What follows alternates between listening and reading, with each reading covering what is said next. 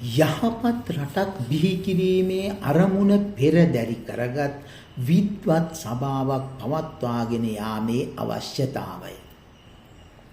මෙවැනි සභාවක් ගැන මැතිවරණයට පෙර MPP වේදිකාවල කතිකයන් විසින් සඳහන් කළද එවැන්නක් ඇති කිරීමට තවම කටයුතු කර නැති බව පෙනේ. සමහර විට එවැන්නක් ඇති කිරීමට නීතිමය බාධා තිබිය හැකි නමුත් එවැනි නීතිමය බාධා ඉවත් කරගෙන එවැනි සභාවක් පිහිටුවා ගැනීම රජයටත් රටටත් යහපතක් වනු නිසැකය. එවැනි සභාවක් පිහිටුවීමෙන් පසු සමහර කොමිෂන් සභා අහෝසි කර ඒවායේ කටයුතු මෙම සභාවට බාර කළ හැකි බවද සලකන්න. දැනට පවතින කොමිෂන් සභා යහපත් රටක් වේගයෙන් බිහි කිරීම කෙරෙහි අහිතකර ලෙස බලපාන බව මාගේ හැඟීමයි. බොහෝ විට මෙම කොමිෂන් සභාවලින් සිදුවන්නේ උදාසීන මහල්ලම් පිරිසක් නඩත්තු කිරීම පමණකි. කාර්යයන් වේගයෙන් කිරීමට අවශ්‍ය අවස්ථාවක උදාසීන මහල්ලන්ගෙන් සැදුම්ලත් කොමිෂන් සභාවක ඵලය කුමක්ද? මා මෙහි අදහස් කරන සභාවේ කාර්යයන් කිහිපයක් සලකා බලමු. සමාජයේ තුලට ගොස් සත්‍ය තොරතුරු සපයා ගැනීම ප්‍රධාන කාර්යයක් විය යුතුය. සෑම ක්ෂේත්‍රයකම තොරතුරු සපයා ගබඩා කර තබා ගැනීමෙන් ගැටලුවක් මතුවී අවස්ථාවක රජයට ගැටලුව විසඳා ගැනීමට තොරතුරු සහ උපදෙස් ලබා දීමට මෙම සභාවට හැකිවනු ඇත.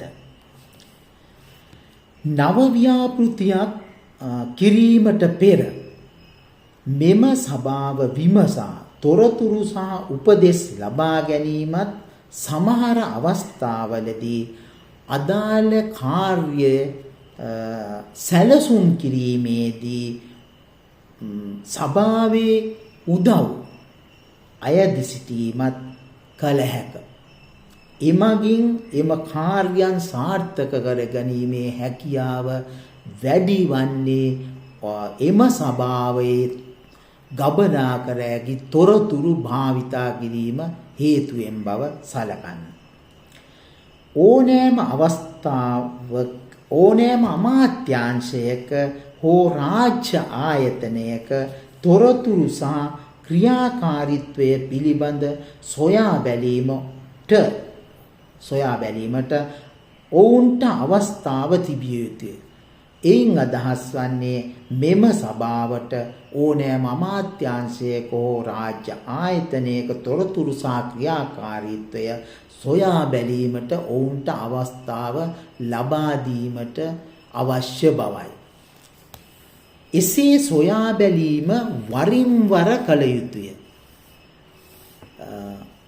මාසෙන් මාසිකව වගේ මාසකට දෙවරක් ඒ වගේ වරින් වර කළ යුතුය කියන අදහස තමයි එයින් ඉදිරිපත් කරන්නේ. එසේ කිරීමෙන් එම ආයතන කාර්යක්ෂමව පවත්වාගෙන යාමට අවශ්‍ය දේවල් කිරීමට රජයට තොරතුරු සහ උපදෙස් ලබා දිය හැක. වරින් වර සොයා බැලීම හේතුවෙන් වංචා දූෂණද අඩු කර ගැනීමට හැකිවනු ඇත. කොමිෂන් සභාවල කාර්යන්ද මෙම සභාවට පවරන්නේ නම් එම කටයුතුද කඩිනමින් කරගත හැකි වන පරිදි මෙම සභාව සකසාගත යුතුය. තොරතුරු ගබඩාවක් පවත්වාගෙන යන බැවින් වඩා නිවැරදිවත් වේගයෙන්ුත් එම කාර්යයන් කිරීමට මෙම සභාවට හැකිවනු ඇත. දැන් අප මෙම සභාවේ සංයුතිය ගැන සලකා බලමු. සෑම ක්ෂේත්‍රයකම ප්‍රමාණිත දැනුමක් ඇති අය මෙම සභාවට ඇතුළත් කරගත යුතුය. සභාවේ වියදම් කළමනාකරණය කර ගැනීම සඳහා කාණ්ඩ 3ක් යටතේ මෙම සභාවට සමාජිකයන් ඇතුළත් කිරීම සුදුසු වේ. පළමු කාණ්ඩය පූර්ණ කාලීන සේවයේ නියුතු වැටුප් ලබන පිරිසක් සිටිය යුතුය. දෙවන කාණ්ඩය අර්ධකාලීන සේවයේ නියුතු වැටුප් හෝ දීමනා ලබන පිරිසක් සිටිය යුතුය. තෙවන කාණ්ඩය අවශ්‍ය විටකදී සහාය දීමට කැමැති වැටුප් නොලබා සේවයේ නිරත වීමට අදහස් කරන පිරිසක් සිටිය යුතුය.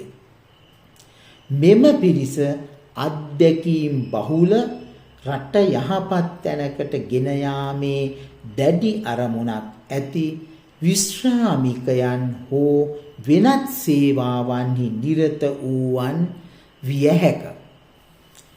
මෙවැනි සභාවක් පිහිටුවීමට නීති සැකසීමේදී සභාවේ සමාජිකයන් සංඛ්‍යාව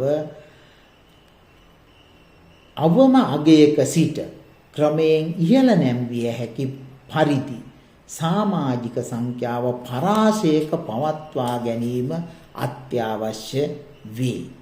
එසේ කිරීම වියදම් කළමනාකරණය කර ගැනීමටත් ගුණාත්මක භාවය පවත්වා ගැනීමටත් හේතු වේ. ඔබ සැමට යහපතක්ම වේවා.